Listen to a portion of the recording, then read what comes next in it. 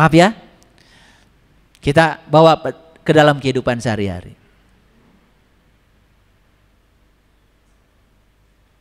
Banyakkah orang yang wataknya itu sulit memaafkan, sulit memahami, betul nggak? Ingin menang sendiri, ingin semua situasi seperti yang dia mau. Kan kebanyakan begitu. Lihat aja, maaf ya, di jalan. Kalau saya lihat orang di jalan itu, dunia ini kayaknya riweuh. Semua serba ingin cepat. Semua ingin nyampe paling duluan. Betul nggak? Lagi antri saja. Datang dari sini, datang, masuk sini. Kayaknya nggak bisa diam gitu loh. Padahal mau seseledek kemana-mana juga, ya tetap kan itu lagi antri. Betul nggak? Saya di situ melihat, oh ternyata manusia ini sulit ya untuk bisa menerima kenyataan. Saya jarang melihat orang macet bahagia, itu jarang.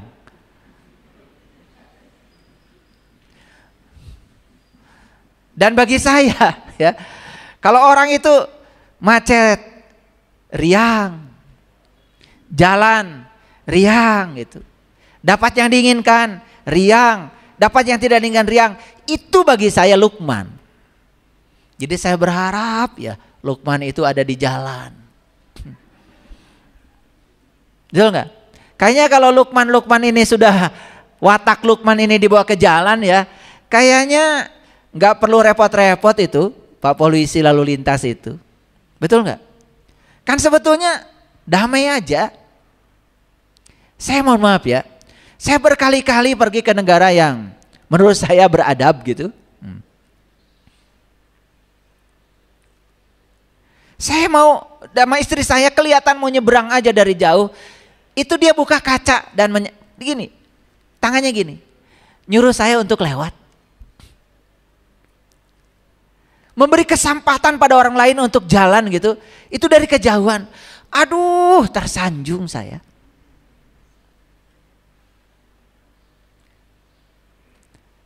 Makanya saya bawa itu kebiasaan itu ya. Kalau ada orang yang mau udah ngasih sen, mau sepeda motor, mau apa, udah dari jauh saya berhenti.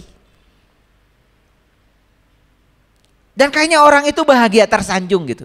Masa orang harus lari gitu pontang-panting karena mobil kita, karena sepeda motor kita. Saya pernah menyaksikan itu di jalan Surya Sumantri itu.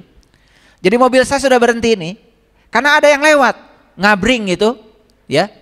Banyak yang lewatnya. Ini sepeda motor dari sini terus aja, jebret aja, nabrak semua orang yang di sini. Ada anak kecil, ada orang dewasa, entah berapa orang gitu. Padahal mobil saya sudah diam di sini. Saya sudah ngasih sen, ya, sen itu peringatan bahwa saya sudah berhenti itu karena ada yang lewat. Ini masih nyelenteng dari sini, jebret gitu. Dia juga celaka, nabrak orang. Dia juga celaka, orang banyak yang ditabrak oleh dia. Kan urusan jadi panjang. Akibatnya apa? Yang tujuan dia pengen cepat sampai ke rumah, malah justru urusan dijalankan. Harusnya akhirnya kan urusan dengan orang, urusan dengan polisi. Sepeda motornya malah diambil. Saya nggak ngerti kenapa ya tidak bisa menunggu gitu sebentar saja. Semoga ya Lukman turun ke jalan.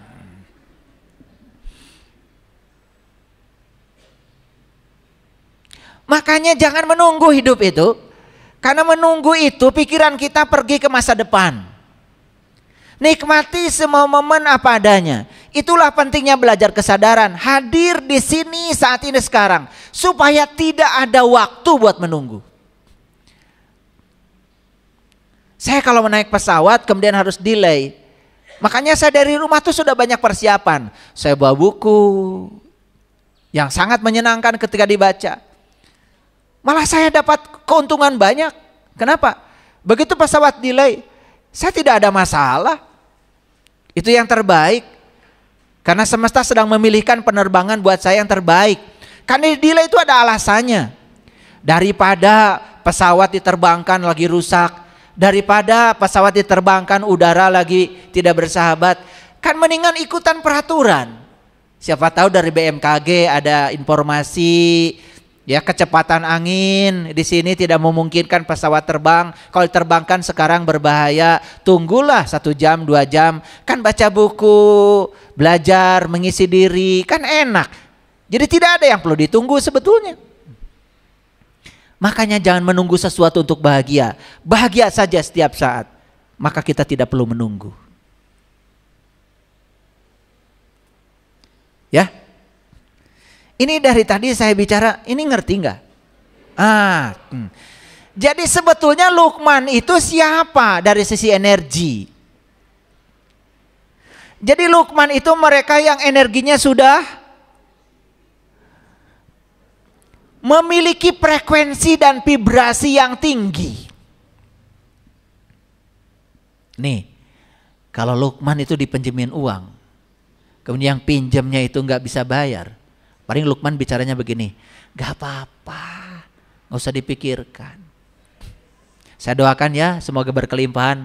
Luqman, coba yang bukan Luqman, ya, gimana sih? Kan janji kemarin. Makanya kamu kalau berjanji, wah, dipencet juga orang gak punya duit mau apa? Betul gak? Nih Luqman, ketika orang lain bikin kesalahan sama dia, dia pahami saja, oh wajar. Dia barangkali dibesarkan di lingkungan keluarga yang seperti itu, maka wataknya seperti itu. Dia tidak salah kok, dia juga mewarisi orang tuanya, karena dia dibesarkan di lingkungan seperti itu. Luqman ya begitu. Nih, Luqman ceritanya punya suami. Loh, kok Luqman punya suami?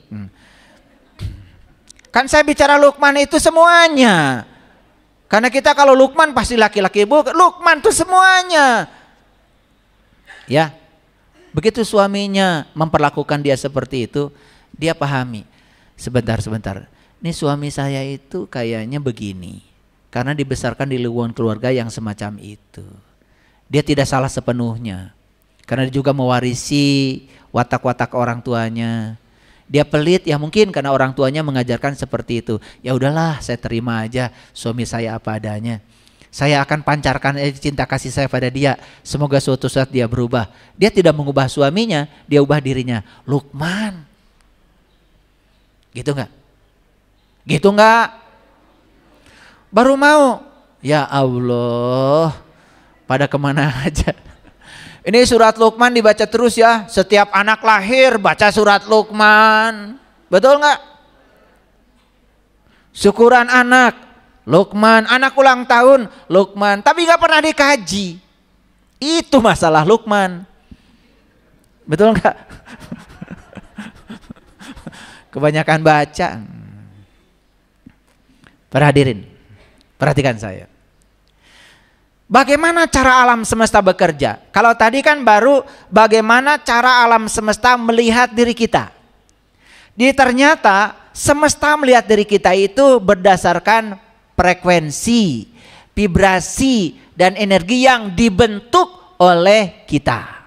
Paham ya? Oke.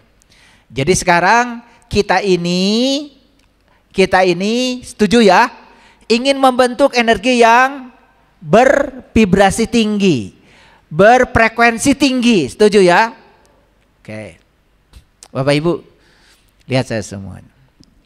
Ini cahaya bukan yang nyorot ke saya. Ini cahaya ini frekuensinya rendah. Karena cahaya ini, ya, walaupun bisa nyorot saya, tapi dia tidak bisa menembus tulang saya, daging saya. Karena memang cahaya nampak ini oleh Allah diciptakan hanya untuk keperluan menyinari alam semesta. Makanya cahaya ini luar biasa, tidak berbahaya. Panjang gelombangnya pendek, panjang gelombangnya panjang sehingga frekuensinya kecil, tidak berbahaya. Tetapi kalau sinar X nggak kelihatan seperti ini. Sinar X nggak kelihatan, sinar ronsen tuh nggak kelihatan. Bahkan jejaknya kita tidak lihat. Tahu-tahu ketika kita di ronsen, tahu-tahu sudah ada hasilnya aja. Kenapa? itu panjang gelombangnya pendek, frekuensinya besar. Sehingga dia bisa menembus daging kita. Nah, kenapa dia bisa menembus? Karena frekuensinya besar. Kenapa ini tidak bisa menembus? Karena frekuensinya kecil. Jadi yang frekuensinya besar itu bisa menembus. Makanya yang energinya kuat di sini, dia memiliki frekuensi yang besar, dia bisa menembus. Hebat. Dia bukan sekedar bisa menembus, bisa menggetarkan semesta. Begitu dia frekuensinya kuat di sini, perasaannya kuat di sini, imajinasinya kuat, perasaannya kuat. Dia sedang mengimajinasikan mobil yang dia sukai. Dia rasakan mobil itu seakan-akan sudah hadir di tangannya, bahkan dia sudah melakukan berbagai hal dengan mobil itu, padahal saat itu mobilnya belum ada. Dia sedang menggetarkan mobil di showroom itu datang ke rumahnya. Pakai duit tentu saja. Masa digetarkan dari sini mobil datang ke rumah? Cara menggetarkannya itu ya tentu saja bukan mobil digetarkan, ya toh? Tetapi alam semesta ini akan bekerja sama mewujudkan keinginan dia. Saya sudah praktekkan hadirin.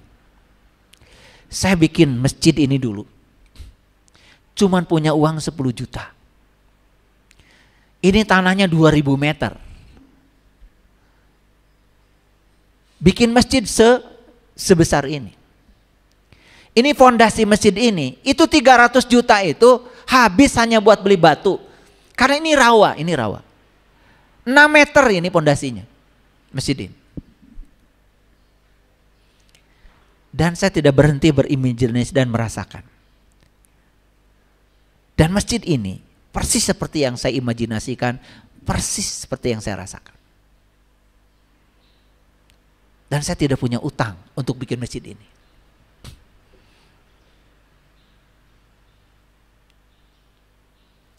Kalau kita berpikir cara, kita akan berkata, uang dari mana?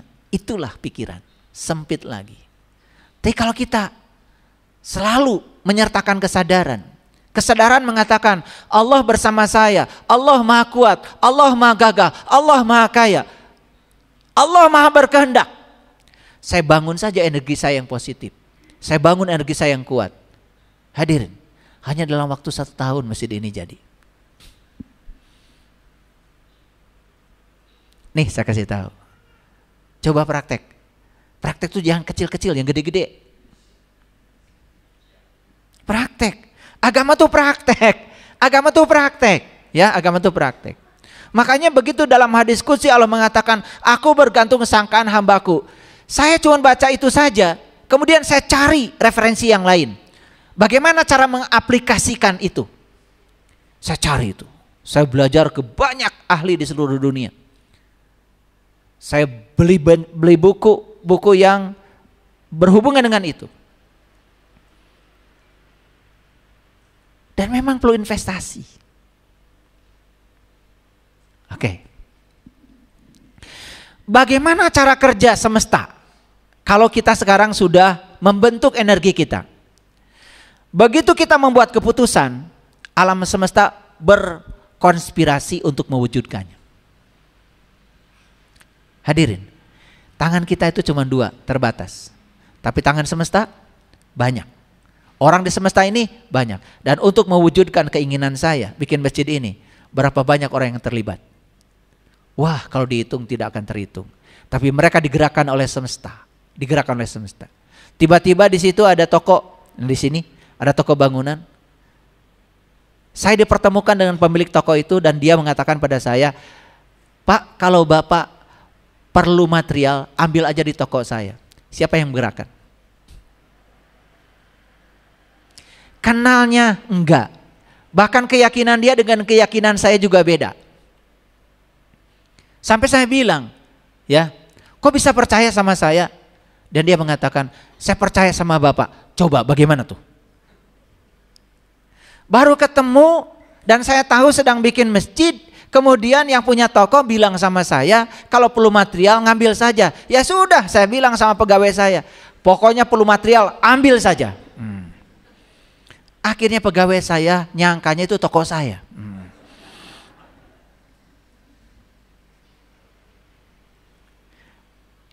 pindah ke Sariwangi ke atas. Ketemu orang yang sama. Saya lagi gini aja di depan. Sudah beli rumah di sana. Mau saya renovasi. Tiba-tiba yang punya materialnya pakai sepeda motor lewat rumah saya.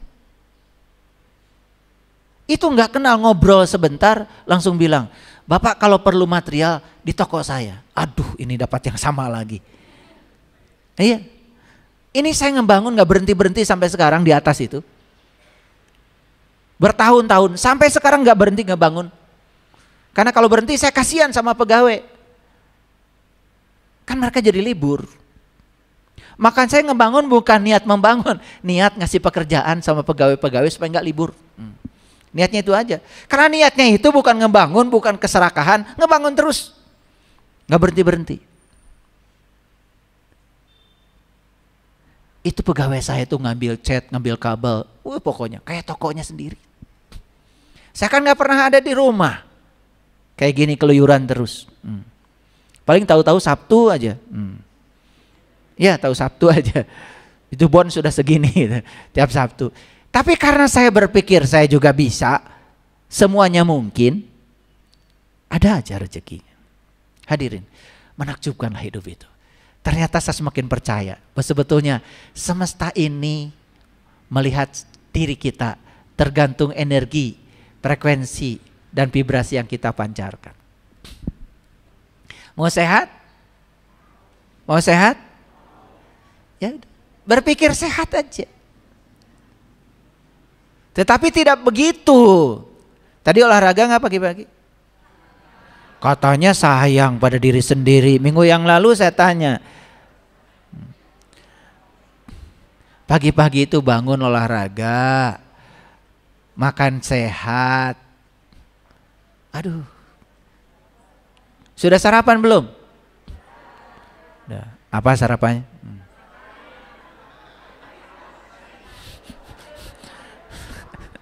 Udah, teruskan dulu ya. Lihat saya semuanya. Begitu kita membuat keputusan, alam semesta akan berkonspirasi untuk mewujudkannya. Tetapi keputusan kita ini di level mana? Level energinya di mana? Kalau kita setelah membuat keputusan kita ragu dengan keputusan kita, alam semesta tidak bekerja apa-apa. Hanya ada satu sudut alam semesta yang kita yakin dapat ditingkatkan. Jadi dari semua sudut di alam semesta ini cuma satu yang dapat ditingkatkan. Siapa itu? Frekuensi, vibrasi, energi diri kita sendiri. Kita tidak bisa mempengaruhi yang di luar diri kita. Hanya diri kita. Oleh karena itu maka mereka yang hidup selaras dengan dirinya sendiri, dia sudah hidup selaras dengan alam semesta.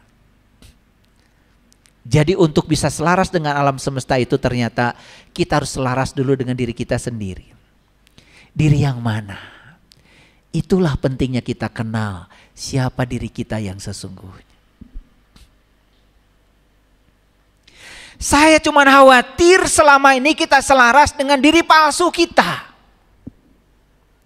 Dengan pikiran gelap kita yang terjebak benar salah, baik buruk, cinta benci. Kita tidak punya kasih sayang. Kalau kita masih seperti itu, itulah sumber penderitaan kehidupan kita. Jadi, untuk selaras dengan alam semesta, langkah pertama kita harus selaras dengan siapa? Diri sendiri. Sekali lagi, Nabi Muhammad mengajarkan ilmu agung di semesta ini adalah ilmu untuk tahu siapa diri sejatimu. Makanya Nabi Muhammad berulang kali mengatakan awwaluddin ma'rifatullahi ta'ala wa rasulih. Awalnya agama mengenal Allah dan Rasulnya. Itu pondasinya agama. Karena kalau agama tidak dibangun atas pondasi itu, langsung kita menjalankan syariat tanpa tahu esensi dari yang kita lakukan, tidak akan membentuk energi yang positif tadi. Akibatnya apa? Agama tidak berhasil mengupgrade energi kita. Jadi harusnya belajar agama itu bisa mengupgrade energi kita. Wah, keren.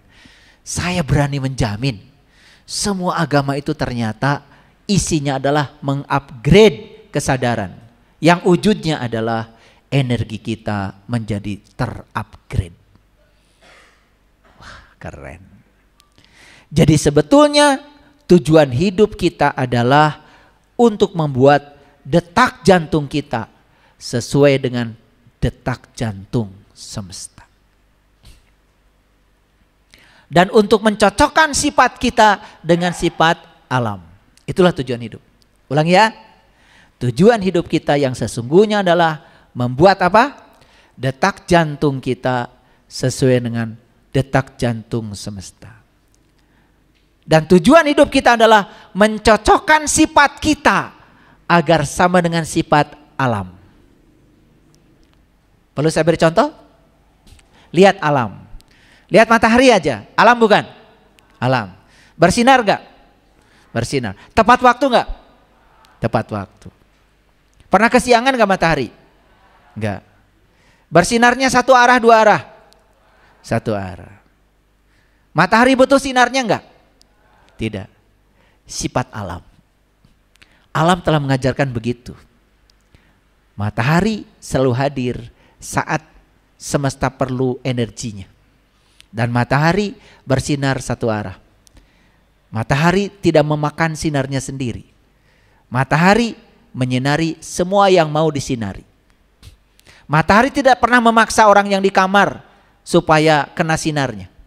Matahari hanya menyinari mereka yang mau saja, sukarela. Dan matahari menyinari alam semesta satu arah. Matahari tidak pernah memikirkan balasan kebaikan apa, jasa kebaikan apa yang akan dia terima setelah melakukan kebaikan. Itulah yang namanya mencocokkan sifat kita dengan sifat alam.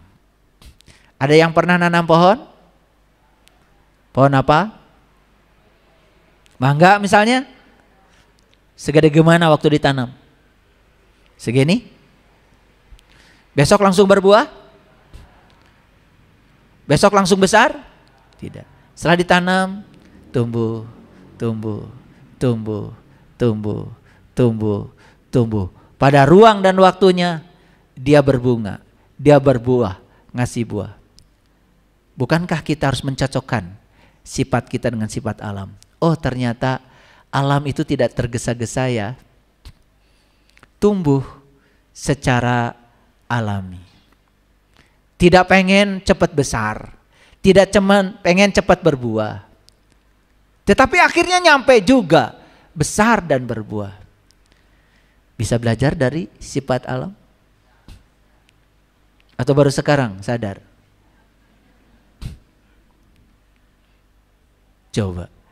Ayo, kalau rekreasi dengan saya suka membawa komunitas saya ke alam, saya jelaskan satu persatu sampai akhirnya nangis.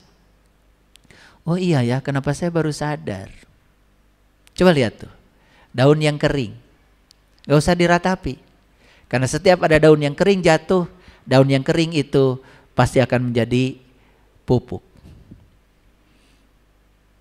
Hanya diganti saja, ketika jadi pupuk, kemudian diserap oleh akar dan besok sudah tumbuh daun baru. Sesederhana itu Allah mengajarkan, kalau ada yang hilang dari kamu tenang aja, tenang aja. Kalau Allah mengambil yang baik darimu, berarti Allah akan mengganti yang lebih baik kepadamu. Mencocokkan sifat kita dengan sifat alam? Bisa. Coba lihat sungai mengalir. Kemana? Ke tempat yang lebih rendah. Dan sungai itu selalu, air itu selalu mengisi ruang sesuai dengan bentuknya. Betul? Apa sifat kita yang harus dicocokkan dengan alam? Belajar dari air. Selalu pergi dari tempat tinggi ke tempat rendah. Coba.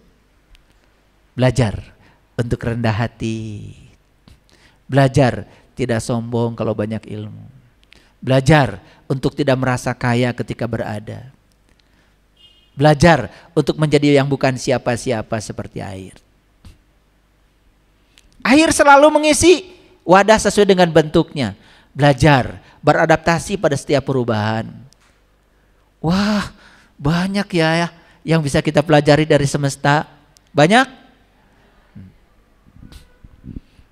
Di dapur coba, banyak gak pelajaran? Banyak. Lagi motong bawang, dibuka kulitnya, buka lagi, buka lagi, buka lagi, buka lagi. Yang terakhir apa? Air mata. Betul? Oh, ternyata alam semesta ini menyimpan rahasia. Kalau dibuka kulit luar, buka lagi kulit dalam, buka lagi, buka lagi, buka lagi. Yang tersisa cuman air mata. Belajar begitu. Pernah gak belajar yang tersisa air mata? Kalau belajarnya gak serius gak akan bisa. Saya mengajarkan mahasiswa. Hebat ya Allah. Apa hebatnya Pak? Allah menciptakan air.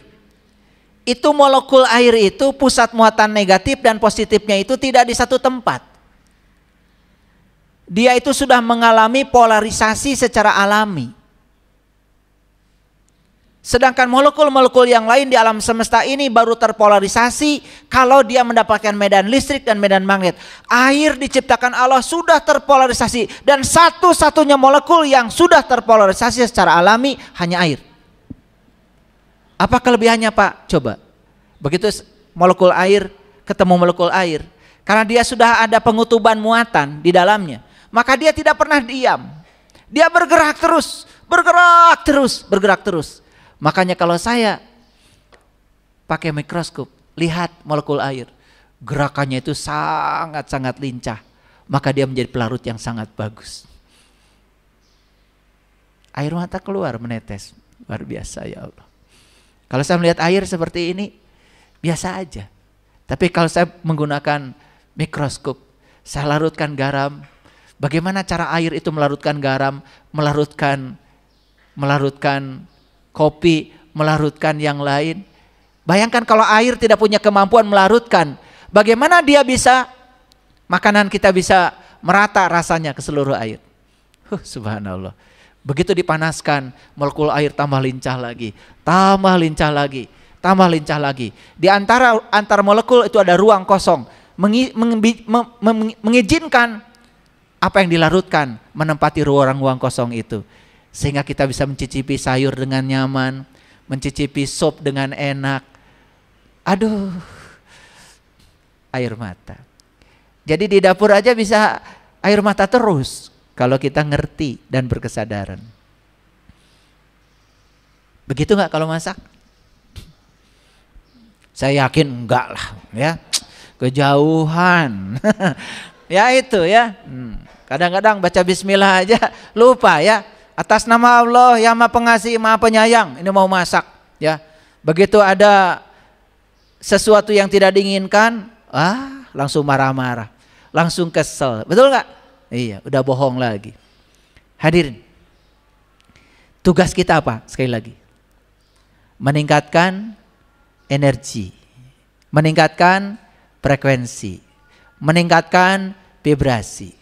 Dan nanti alam semesta akan menselaraskan diri dengan energi, vibrasi, dan frekuensi yang dibentuk oleh kita. Allah sudah memaklumkan kepada kita, silahkan mau bersyukur di level mana. Mau membentuk energi kita seperti apa? Semua sudah dibebaskan. Allah menyediakan kebahagiaan yang sama, menyediakan rezeki yang sama, menyediakan kesempatan yang sama buat seluruh manusia. Karena tidak ada manusia yang lahir ke sini kebetulan. Semua manusia yang lahir ke sini direncanakan dengan cermat oleh Allah. Oleh karena itu, jangan pernah merasa rendah diri. Karena semua kita lahir ke sini karena dilahirkan oleh Allah lewat ibu dan ayah kita. Hargai diri kita sekarang, pantaskan diri kita. Tidak ada yang tidak mungkin, semua mungkin. Dan katakan pada dirimu, saya pasti bisa. Terima kasih. Assalamualaikum warahmatullahi wabarakatuh.